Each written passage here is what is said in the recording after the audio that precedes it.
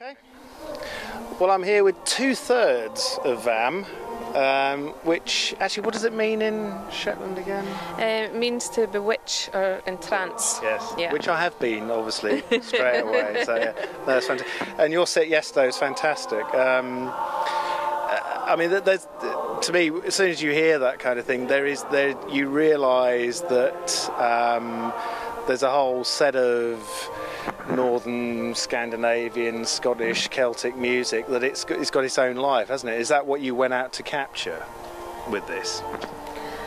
I think naturally, because of where the three of us are from, I'm from Perth and Catriona's from Shetland and Marit is from Norway, so that just naturally I think that's what happened. It wasn't an actual decision we made. It just, you have to be yourself, and that's why it became the way it is. And I think, I mean, the whole idea of this band was to basically open out from melody. Like, we love tunes, and really, that's the one thing that Vamm is about, is like, we love a good tune.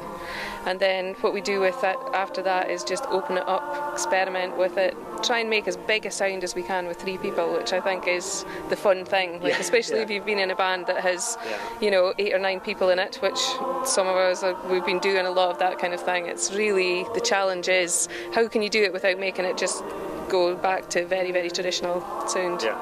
So. And you've done that. You had that, like you say, that background you can get quite regimented, can't you? With these are the tunes at which we're going to do, and it's nice to throw that, I guess, a little bit of chaos back into it. Oh yeah, there's lots of chaos going on there, and honestly, what we've been really laughing about is because obviously it comes from improvising and trying arrangement ideas in rehearsal, and then you have a plan to go up there. But I mean, because there's only 3 of you, you really can. I mean, it can go off on a completely different tangent. It's kind of like self-preservation. If somebody goes and does something else, then you're going to have to kind of work out something to do. Absolutely, which is brilliant, because it's pretty exposed in a trio. You have to have your chops together and be able to kind of pull it off. But it's really fun, and certainly looking along the line there's it's not your nice little girly kind of have a cup of tea and a piece of cake going on there. There's definitely a kind of look in the eye of like, come on. Throw the gauntlet down. It's really good like that. Throw it out to each other kind of thing. Yeah, we don't play like girls. No. It was really powerful, and it's it does show that you can be as powerful with just 3 instruments as you can with 8 or 9 on the stage, isn't it? Well, that's right. I think a lot of the time, certainly a lot of fiddle bands in Scotland, they'll not have quite so much harmony. Well, certainly not if there's 5 fiddles. They won't all do 5 different things. There'll be a lot of unison work. So that's something that, I think we both really, really enjoy. I mean, sometimes I prefer taking the harmony. I don't know. That's my thing. I really love it. But so it's rather, a lot of time I think people argue over the tune, but I think we possibly argue over the harmony. Yeah, absolutely. And one of the things actually somebody said to me yesterday was that kind of observation, because Patsy and I's fiddle playing, although we play quite differently, the sound that we create is quite similar on occasions. So we've got this kind of whole idea of like the audience going, who's playing that? Do you know what I mean? And so you can really do a lot of juggling and keeping the interest going, instead of just one person taking the main lead, one person playing second fiddle kind of thing a lot of the time. In Vamm it's not like that. We're all mixing it up. And also we sit back sometimes and Marit plays the melody as well, which is important. And the instrument, wow, she somebody came up after the gig and said, so how did the bass happen? And I just said, no, that's her instrument. It's crazy. It's just so dynamic. Yeah, it's really solid, actually, the sound, isn't it? And that's something that came across, actually. I mean, I don't think it's a criticism of Scottish music. Sometimes it can be a little bit fey, it can be a little bit delicate. Yeah. There can be a lot of stuff going on, but it can be a little bit delicate. But this, you've really got that bottom end going on, haven't you? Which a guitar can't really achieve without just kind of battering away sometimes. If you know what I mean. And it was a real surprise actually when I heard it. So it's did you come across that? Did you think, that could work, or was it literally?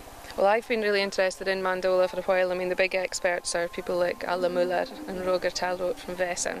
And I mean, Marit is now in this new generation. She moved over here to study traditional music here, so she's got this real mix between her Nordic roots, you know, and an instrument that is commonplace over there. If you go to Sweden and Norway, there's lots and lots of young people playing it. Whereas over here it's still kind of unheard of. I think a few people have played octave mandolins and citterns in a light kind of fashion, nothing like what she's playing, but she's got that real, playing along with Celtic music and English music, she's got that real drive and rhythm, as well as the instrument can actually play tunes brilliantly, you know. I mean, it's a little bit of a, you know, Marit doesn't really need us, you know.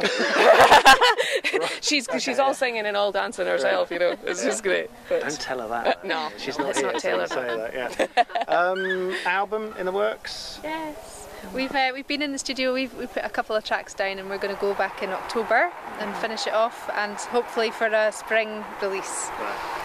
So yeah, we're just looking forward to doing that. We have a tour in May planned. So that's well underway. Is that all over the UK? Or? It's going to be mostly actually in England at the moment. We've got lots and lots of gigs down this way.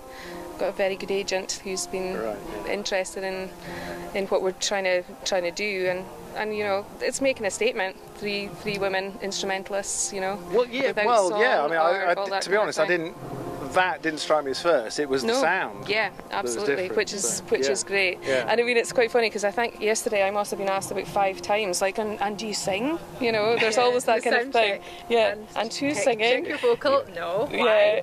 Because we don't do that. We like tunes. You know, the words just get in the way, I think. Yeah, but you know, there is that new edge to it that makes people take notice. So it is something new, and I think it's great. Well, we hope to catch up with you in the new year then, hopefully next year, and then see how it's going. Hear what that album's like. Great set here earlier on, and best of luck for the rest of the year. Thank you. Brilliant. Thanks. Okay. Thank you.